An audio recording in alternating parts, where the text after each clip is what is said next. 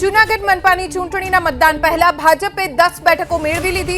60 બેઠકવાળી મનપામાં ભાજપના 10 ઉમેદવાર બિનહરીફ। વોર્ડ નંબર 2 માં ભારતીય જનતા પાર્ટીના ઉમેદવાર લીલીબેન ભીંસા બિનહરીફ થયા છે।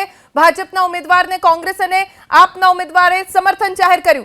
ગઈકાલે 9 પછી આજે વધુ એક ઉમેદવારે કોંગ્રેસનો સાથ છોડ્યો। વોર્ડ નંબર 3 અને 14 માં 4 ઉમેદવારો જાહેર થઈ ચૂક્યા છે બિનહરીફ।